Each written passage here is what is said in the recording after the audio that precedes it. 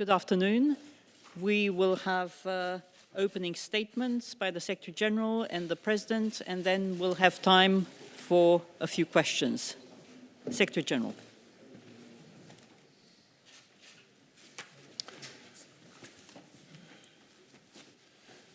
President Ghazouani, welcome to NATO headquarters. It's a pleasure to see you here in the new NATO building. And I know that you have visited NATO before, but this is the first time I have the honor of receiving you at NATO as Secretary General, and therefore it's a great honor to meet with you, Mr. President. Mauritania is a committed partner, and we have been working together through the Mediterranean dialogue for more than 25 years. I welcome Mauritania's important contributions to regional security. You are a leader in the G5 Sahel group, and your forces are on the front line countering terrorism in the region. We are closely following the security situation. We are committed to the international fight against terrorism, and NATO is part of the global coalition to defeat ISIS. In these efforts, our dialogue with partners, including Mauritania, is essential. NATO is committed to helping Mauritania strengthening its capabilities. We have supported you in constructing safe munition depots, destroying obsolete ammunition and weapons, and training military personnel as they return to civilian life. We have already helped establish 4 crisis management centers in Mauritania, and we are now working together to establish 2 civil protection units focused on telemedicine. By improving capabilities, this project will help to better coordinate and pool the operational assets of Mauritania's civil protection and health system at the local and regional level, and later across the whole country. Today, we discussed areas for further cooperation, and I'm pleased to say we have agreed on an enhanced dialogue on counter-terrorism. This dialogue can lead to greater cooperation between NATO and Mauritania, including on border security and countering improvised explosive devices. And a team of experts will travel to your capital to further strengthen our cooperation in the near future. We also discussed how NATO and the G5 Sahel can work more closely together, including through potential capacity building programs. In addition to bilateral issues, we looked at regional security, including Libya. NATO welcomes the ceasefire agreement reached last October, as well as the initial outcomes of the Libyan Political Dialogue Forum. We urge all parties in Libya and all members of the international community to support the Berlin process and the UN-led efforts. We remain ready to provide advice to Libya in the area of defense and security institution building when political and security conditions permit. So, President, thank you once again for the opportunity to meet with you. We recognize the serious challenges Mauritania faces in the Sahel region, and we are committed to helping you to address them. I look forward to strengthening our cooperation. So once again, welcome and thank you for coming to NATO.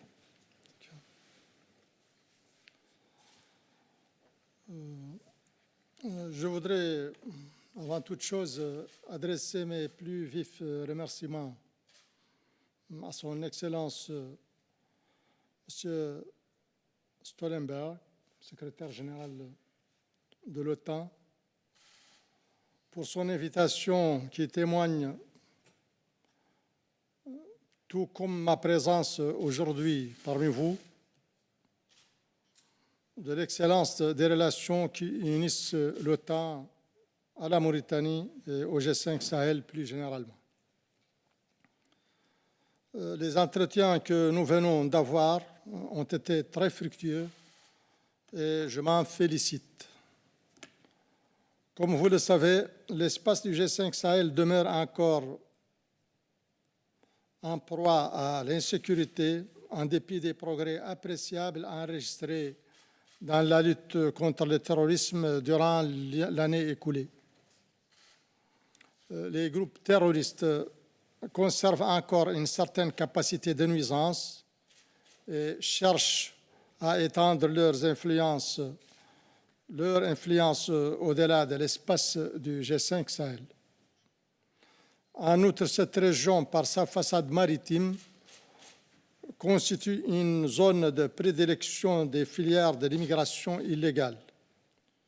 Face à l'ampleur de ces menaces, dont les répercussions sur la paix et la sécurité internationale sont évidentes, l'OTAN s'est engagée à côté de nos autres partenaires en vue d'apporter une réponse globale et collective et de poser les jalons d'une stabilité pérenne de la sous-région.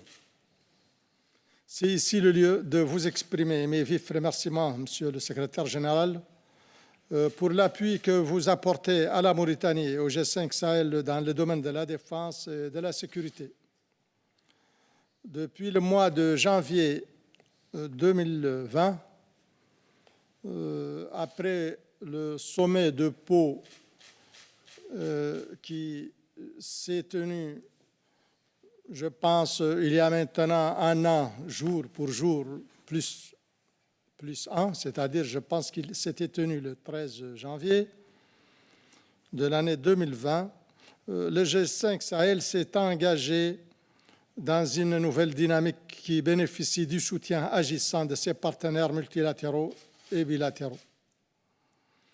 Cependant, ces efforts restent insuffisants au regard de l'ampleur des défis sécuritaires du Sahel.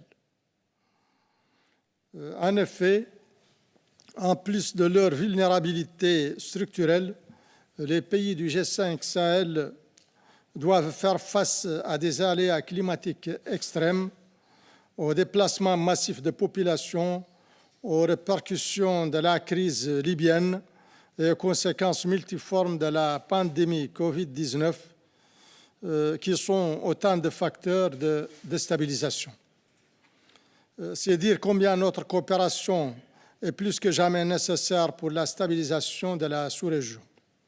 Aussi, je voudrais, avant de terminer, réaffirmer ici la forte détermination de mon pays et celle du G5 Sahel d'œuvrer avec vous afin de renforcer nos échanges réguliers d'expertise et d'expérience en vue d'étoffer et de diversifier davantage les excellentes relations de coopération qui nous unissent.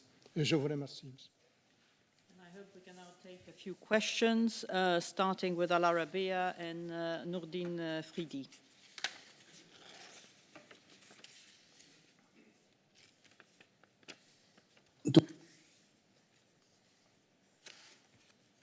There's no Nourdine, sound. we can't hear you. Now Is we it can. okay now? Yes? Now, okay. Please go ahead. Happy New Year, even if it is a little bit late, but I have a couple of questions. My question to Mr. President of Mauritania. Monsieur le Président, quelle est l'assistance technique, matérielle que l'OTAN pourrait apporter à l'État mauritanien maintenant que la situation dans le Sahel devient de plus en plus instable et que, de l'avis de beaucoup d'experts, la mission de G7 comme celle du Balkan, de G5 comme celle du Balkan, est plutôt vouée à l'échec si elle n'a pas déjà échoué. And I have my question to the Secretary General, if you don't mind. Mr. Secretary General, Russia, my question is about Russia penetration in Libya and beyond the region. My question is, how worried are you regarding Russia influence in Libya, whether directly or via non-actor state, but also there is Russia penetration partly in Sudan and mainly in the Republic of Central Africa.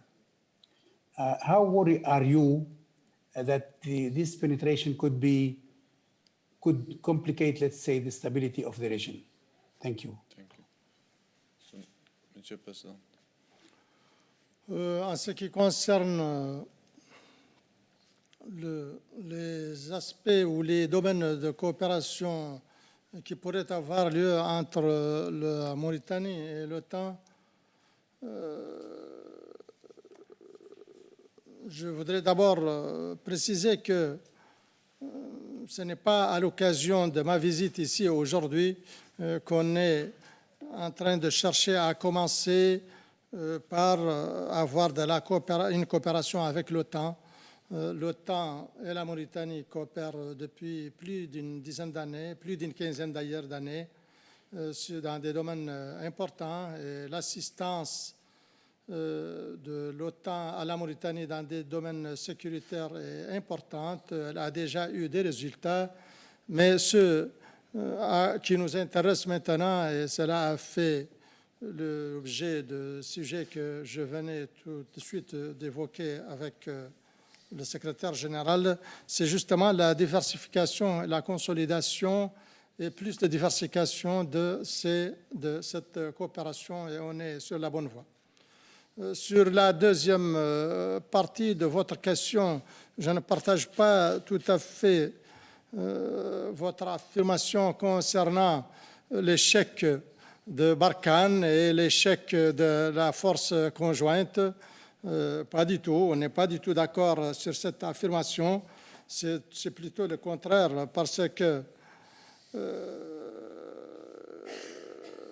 on est loin d'être dans une situation d'échec, parce que nous considérons d'ailleurs que nous faisons de très bonnes choses et que nous évoluons dans le bon sens. Et ça me donne l'occasion d'exprimer ici, en mon nom propre et au nom de mes pairs du G5 Sahel, toute notre satisfaction à l'appui remarquable que nous recevons de nos partenaires de façon générale et de Barkhane plus particulièrement. Je crois que cette vision de mon ami, le président Emmanuel Macron, avec qui je viens de discuter longuement à Paris autour d'un dîner amical, et bien sûr, les sujets de la sécurité au G5 Sahel et toutes les questions y afférentes étaient au centre de notre discussion. Donc, cette vision reflète une lucidité, une compréhension des enjeux de sécurité qui constituent une menace non pas seulement pour l'espace G5 Sahel, mais une menace bien au-delà de cet espace. En déployant les soldats français au Sahel, malgré le coût humain considérable et douloureux auquel nous sommes tous sensibles, le président Macron donne à la France une position de leadership international que certains ne peuvent pas percevoir aujourd'hui, mais beaucoup diront peut-être merci demain à la France pour avoir pris ce risque au nom de l'ensemble de la planète et du monde. Je pense que ça vaut bien la peine. Donc, en ce qui concerne l'échec du G5, là aussi, je ne suis pas d'accord, parce que nous considérons que l'année 2020 a été une année où la force conjointe G5 a connu plus de déploiements et plus de succès. L'année aussi où elle a pu mener plus d'opérations contre les groupes terroristes.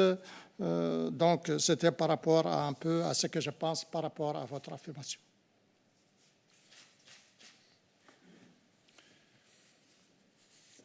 On the question about increased Russian presence in Libya and in Africa in general, of course, this is something we follow and monitor very closely at NATO. It's part of a pattern of increased Russian presence, not only in Libya, but in other parts of Africa. and in the Middle East, in Syria, and in the Black Sea region, in Crimea, and also in the Baltic region, and also in the High North. So the reality is that we have seen increased military buildup by Russia from the High North all the way to the Baltic region, Black Sea, Middle East, and North Africa. And this is something which is of great concern. We are following the Russian military buildup very closely, and this is also the reason why NATO has increased the readiness of forces, why we have invested more in new capabilities, and why we are adapting NATO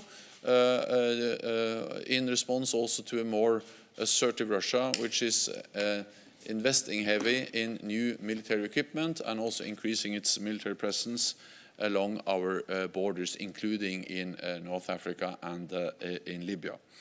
When it comes to Libya in particular, we have seen the presence of fighter jets, of mercenaries financed by Russia and other Russian military capabilities. For NATO, this just highlights the importance of supporting the UN-led efforts to find a political negotiated solution. We welcome the progress we have seen. We welcome the ceasefire. We continue to strongly support the efforts of the UN and also the Berlin process. We stand ready to provide support when the conditions on the ground permit, because we strongly believe that what we need is a political solution and support the UN-recognized government. So yes, we see more Russian presence. NATO is responding, and we work for a political solution in Libya. For the next question, we'll go to Lorne Cook from Associated Press. Yes, good afternoon, Secretary General Lorne Cook, Associated Press. I wanted to ask you about developments in the United States. The president there, and that's NATO's biggest member country, has been impeached for inciting an insurrection. And part of that act was due to the use of disinformation. And NATO's been trying to fight this for years. Is this kind of action acceptable from the democracies that make up the North Atlantic Alliance? And how is this consistent with NATO's values? And doesn't it just embolden NATO's enemies, in fact?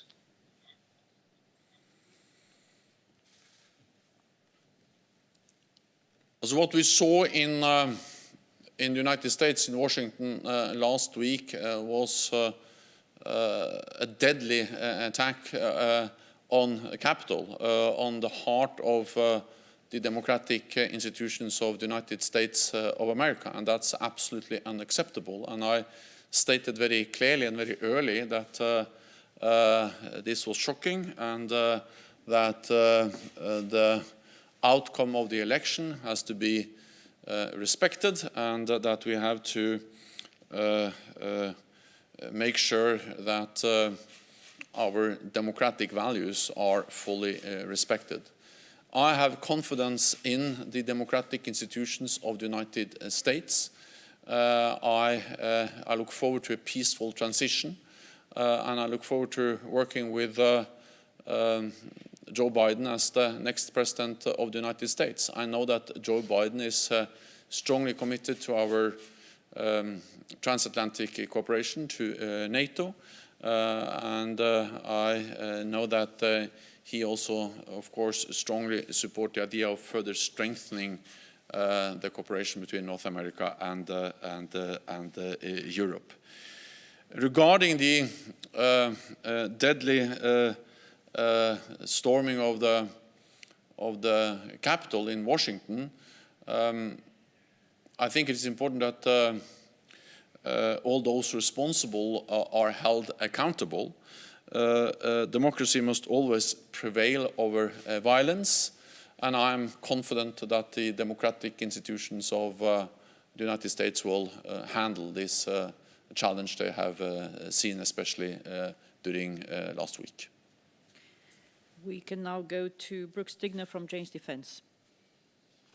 Okay, fine. Yes, thank you for organizing this press meeting. I just wanted to ask one question coming back to the Sahel, if there are any plans to launch or increase EU-NATO cooperation in the region to fight terrorism, or perhaps to help out with joint training of G5 troops. And also, would NATO be ready to provide any indirect technical or operational support to EU missions and operations in the region? I know that's not the case now, but given the scale of the problem, I wonder if this might be under discussion for the future. Thank you. Well, NATO is in close contact and, of course, coordinating closely with all relevant organizations, institutions in the region, including the UN, but also, of course, the European Union. I regularly meet with the EU leadership. Then we discuss these issues. We look into how we can work together, how we can support each other's efforts. And, of course, meeting the President of Mauritania today, we also discussed how NATO can do more, both bilaterally with Mauritania, including stepping up our efforts in supporting them in their efforts to fight international terrorism, how we can work together on border security, countering improvised explosive devices, and many other areas. So we work bilaterally with Mauritania. We work with Mauritania in the G5 Sahel context. Mauritania holding the chairmanship of the group, the G5 Sahel, and of course also then working with the European Union. Then we will go into different concrete projects. We have decided to send a team of experts from NATO to Mauritania as soon as possible to look into concrete activities, concrete projects, and of course that may also in some way or another involve working with the EU, but I think it's wrong if I now speculate about what kind of concrete project that will be. We need to sit down with the countries in the region and in particular with Mauritania to agree and to identify the different projects. Thank you very much. And I think we can now go to Ahmed Bettar from Rapid Info from Mauritania, if the connection holds. Okay.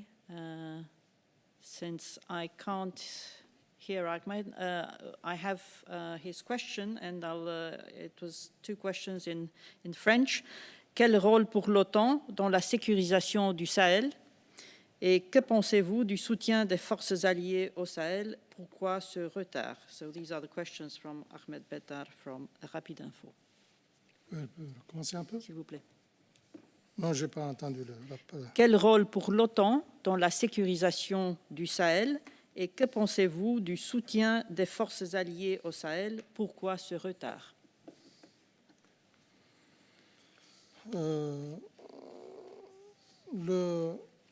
En ce qui concerne le rôle de l'OTAN, je crois que ça peut être mieux défini entre l'OTAN et les membres, les autres acteurs au Sahel, membres de l'OTAN.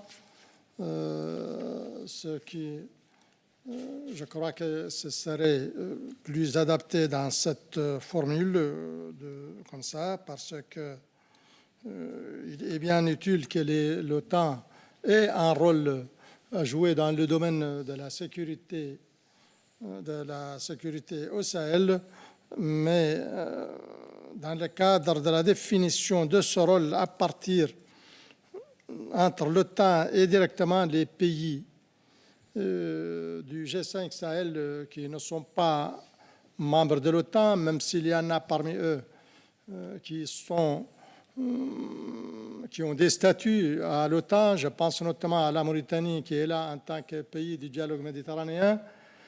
Mais je pense qu'il serait bien mieux que ce rôle soit défini entre l'OTAN et ses partenaires membres agissant au niveau du G5, au niveau de l'espace du Sahel.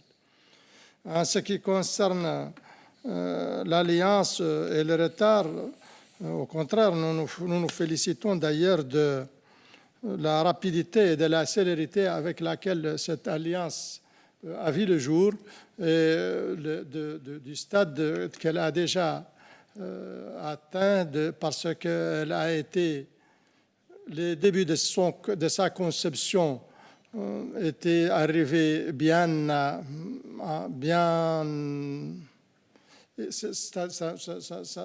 n'est pas encore, on n'a pas encore fini une année. Après, justement, je me rappelle que à ce sommet de Pau que j'ai évoqué, on n'avait pas encore parlé des actions qui pouvaient être menées sur l'espace G5 dans le cadre de cette alliance. Bien après, ou peu après, on a défini que cette alliance devait venir renforcer l'action de lutte contre les groupes terroristes dans ce que l'on appelle là-bas la zone des 3 frontières, c'est-à-dire la frontière commune entre le Niger, le Mali et le Burkina Faso. Nous pensons que c'est un projet qui évolue bien et nous attendons à ce qu'il puisse avoir un bon résultat. Et ça fait plus de multiplicité et d'intérêt accordé justement à la sécurité du Sahel en voyant de nouveaux partenaires venir pour aider à ça. Je vous remercie. The Sahel region matters for our security, and for NATO it is important to work with our partners, the countries in the Sahel region to fight international terrorism, and different NATO allies already participate in different ways. And I would like to express my condolences to the loss of lives from countries which are involved in this fight, France, but also the G5 Sahel countries. NATO is now working with Mauritania, but also with other countries in Northern Africa, where we look into what more we can do to provide support. For us, it is extremely important that we realize the dangers related to terrorism, to instability, and therefore when our neighbors in the Sahel region in North Africa are more stable, we are also more secure. And we already provide support to partners. We do some capacity building to support our regional partners, including Tunisia, Mauritania, and Jordan. And during the meeting with President Ghazouani today, we actually discussed how we can further strengthen and do more together, also in the area of countering terrorism, and how NATO can step up and provide more capacity building. This is something new. We have been working with Mauritania for several years, but we see a potential, an untapped potential for providing more support, for doing more together in the fight against terrorism. And when NATO foreign ministers met last fall, they also agreed that we should do more also in North Africa and the Sahel. And this include more help to partners with reforms and capacity building, NATO-led exercises with a focus on fighting terrorism, and deepening our partnerships with regional organizations, including the African Union. So NATO and NATO allies already play a role in fighting terrorism in Sahel and North Africa. We provide support capacity building to partners, and we are now in the process of stepping up, and the meeting with the President of Mauritania today and the agreement we have to do more together, both bilaterally but also in the G5 Sahel context, just demonstrates the commitment of NATO to fight international terrorism together with partner countries like Mauritania. Thank you very much. This concludes this press point. Have a good evening. Thank you. Thank you.